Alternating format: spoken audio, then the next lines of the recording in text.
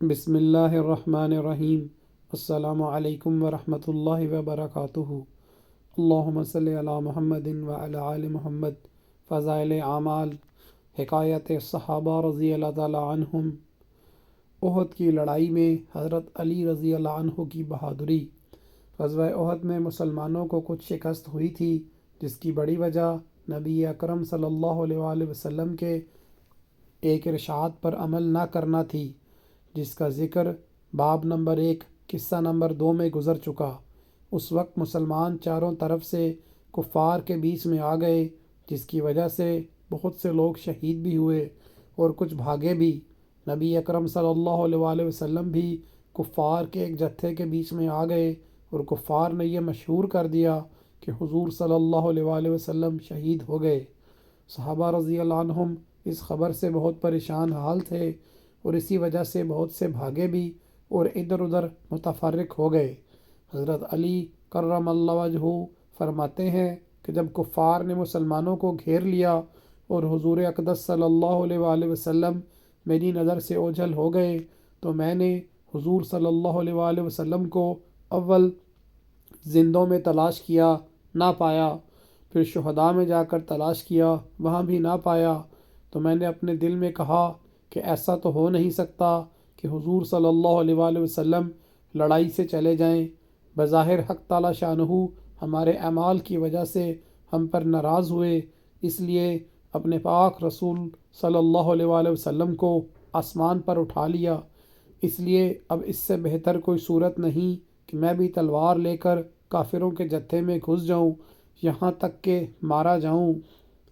میں نے تلوار لے کر حملہ کیا، یہاں تک کہ کفار بیچ میں سے ہٹنے لگے، اور میری نگاہ نبی اکرم صلی اللہ علیہ وآلہ وسلم پر پڑ گئی تو بے حد مسرت ہوئی، اور میں نے سمجھا کہ اللہ سبحانہ تعالیٰ نے ملائکہ کے ذریعے سے اپنے محبوب صلی اللہ علیہ وآلہ وسلم کی حفاظت کی۔ میں حضور صلی اللہ علیہ وآلہ وسلم کے پاس جا کر کھڑا ہوا کہ ایک جماعت کی جماعت کفار کی حضور صلی اللہ علیہ وآلہ وسلم پر حملے کے لیے آئی۔ حضور صلی اللہ علیہ وآلہ وسلم نے فرمایا، علی ان کو روکو۔ میں نے تنہا اس جماعت کا مقابلہ کیا اور ان کے منہ پھیر دیے اور بعضوں کو قتل کر دیا۔ اس کے بعد پھر ایک اور جماعت حضور صلی اللہ علیہ وآلہ وسلم پر حملے کی نیت سے بڑھی۔ آپ صلی اللہ علیہ وسلم نے پھر حضرت علی رضی اللہ عنہ کی طرف اشارہ فرمایا، انہوں نے پھر تنہا اس جماعت کا مقابلہ کیا۔ اس کے بعد حضرت جبرائیل علیہ السلام نے آ کر حضرت علی رضی اللہ عنہ کی اس جمع مردی اور مدد کی تعریف کی، تو حضور صلی اللہ علیہ وآلہ وسلم نے فرمایا، انہ منی وانا منہ، بے شک علی مجھ سے ہیں اور میں علی سے ہوں، یعنی کمال اتحاد کی طرف اشارہ فرمایا۔ تو حضرت جبرائیل علیہ السلام نے عرض کیا، وانا منکما، میں تم دونوں سے ہوں۔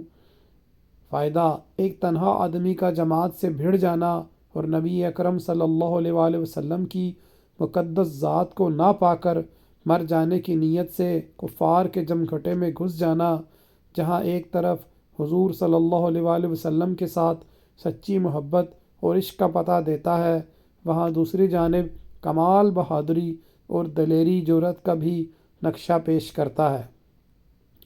جزاک اللہ خیرہ۔ السلام علیکم ورحمۃ اللہ وبرکاتہ۔